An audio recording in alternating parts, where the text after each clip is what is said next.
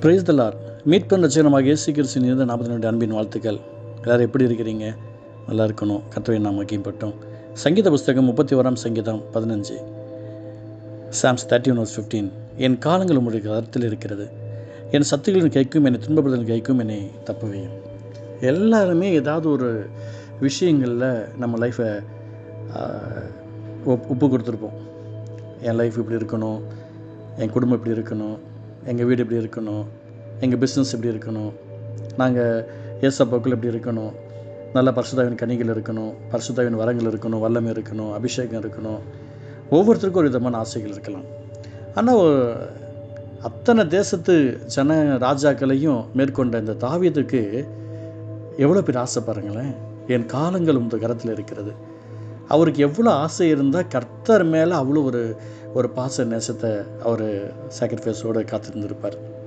இந்த இடத்துல நிறைய பேர் கர்த்தர் மேலே அந்த பாசத்தை ஆண்டவர் எதிர்பார்க்குறார். அவர் ஒரு பொசசிவ் காட். அவரை தவிர மற்றவங்க யாராவது நேசித்தா அப்படின்னு சொன்னால் அவருக்கு சுத்தமாக பிடிக்காது. அவரை தவிர பிள்ளைகளை நேசித்தாலும் அவருக்கு பிடிக்காது, அப்பா அம்மாவை நேசித்தாலும் பிடிக்காது, குடும்பத்தை நேசித்தாலும் பிடிக்காது, உறவுகளை நேசித்தாலும் பிடிக்காது. மொபைலையோ, WhatsApp, Facebook, Twitter, Instagram, dress, படிப்பு, அறிவு, அந்தஸ்து, சொந்தம், மந்தம், உற்றார் உறவினர்கள், நண்பர்கள் எதையும் நேசித்தாலும் ஆண்டவருக்கு பிடிக்காது. அவர் சொல்கிறார். தான் தாவீது சொல்கிறாரு, என் காலங்கள் உமது கரத்தில் இருக்கிறது. நம்மளும் அதே போல் நம்முடைய வாழ்க்கையை ஆண்டவர் கரத்தில் ஒப்பு கொடுப்போம். நம்முடைய எண்ணங்களை கர்த்தருடைய கரத்தில் ஒப்பு கொடுப்போம். ஒருவேளை உங்களுடைய பிளானிங்கில் ஒரு வேளை தோல்வி இருக்கலாம். நான் அடிக்கடி எனக்குள்ளே சொல்லிக்கொள்கிற ஒரு விஷயம், கிறிஸ்துவுக்குள்ளே அந்த கிருபைக்குள்ளே நம்முடைய வாழ்க்கையை நம்ம ஸ்டார்ட் பண்ணோம் அப்படின்னு சொன்னால் அது பிளெஸ்ஸிங்காக இருக்கும். ஆனால் பிளானிங்குள்ளே நான் பிளான் இப்படி பண்ணியிருக்கிறேன் அப்படின்னு சொல்லி அந்த பிளானிங்குள்ளே நம்ம லைஃப்பை ஸ்டார்ட் பண்ணோம் அப்படின்னு சொன்னால் சக்ஸஸை பார்க்க முடியாது. எனக்கு தெரிந்த ஒரு ஊழியக்காரர், ஆண்டவர் மேலே ரொம்ப பக்தி வைராக்கியம் உள்ளவர், நல்லா ஜெபிப்பார், ஆண்டவருக்காக ரொம்பவும் கண்ணீரோடு காத்திருப்பார். உட்காந்தாலே அவருக்கு தரிசனங்கள் வரும். ஒரு விஷயம் என்னை அவர் சந்திக்க நேரிட்டது பல ஆண்டுகளுக்கு முன்பதாக. பிரதர், எனக்கு எல்லாமே கர்த்தர் மூலமாக பேசுகிறாரு, ஆனால் எனக்கு நிம்மதி இல்லை பிரதர். அப்படியா, ஏன் அப்படின்னு கேட்டேன். நான் ஜெபிக்காட்டினாலும் ஆண்டவர் எனக்கு மூலமாக பேசுகிறாரு, நான் துதிக்காட்டினாலும் ஆண்டவர் மூலமாக பேசுகிறாரு.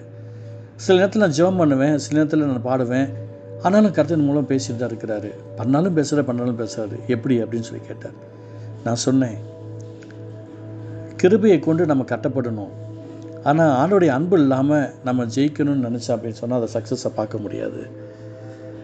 ஜெபிக்காமலே நம்ம மெசேஜ் கொடுக்குறோம், ஜெபிக்காமலே நம்ம சக்ஸஸாக பார்க்கணும்னு நினச்சா ஜெயா டிவியுடைய நியூஸ் போல தான் இருக்கும். ஜெபிக்காதவன் செய்தி கொடுத்தா ஜெயா டிவியுடைய நியூஸ் போல தான் இருக்கும். ஒரு அரை மணி நேரம் உட்காந்து நம்மளால் கேட்க முடியாது.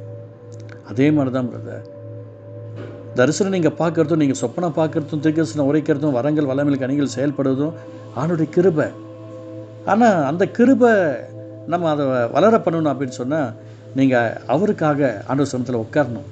அப்படி உட்காரும்போது தான் ஒரு அற்புதம் நடக்கும். கிட்டத்தட்ட 12 ஆண்டுகளுக்கு முன்பாக நான் அவரிடத்துல சொன்னேன். அநேக நேரங்கள் அவர் சொல்லுவார், தோல்வி அடைஞ்சிக்கிட்டே இருக்கிறேன் பிரதர், ரொம்ப கஷ்டமாக இருக்குது பிரதர், ரொம்ப துன்பமாக இருக்குது பிரதர் அப்படின்னுவார். நான் சொல்லுவேன், நீங்கள் உங்கள் வாழ்க்கையை கர்த்தருடைய சமூகத்தில் ஒப்புக் கொடுங்க, அவர் உங்களுக்கு அற்புதங்களை செய்வார், அவர் உங்களுக்கு அதிசயங்களை செய்வார். எனக்கு பிரியமான சகோதரனே, சகோதரியே, ஆண்டவர் சமூகத்தில் உங்களை ஒப்புக் கொடுங்க, கர்த்தர் உங்களுக்கு பெரிய காரியங்கள் செய்வார்.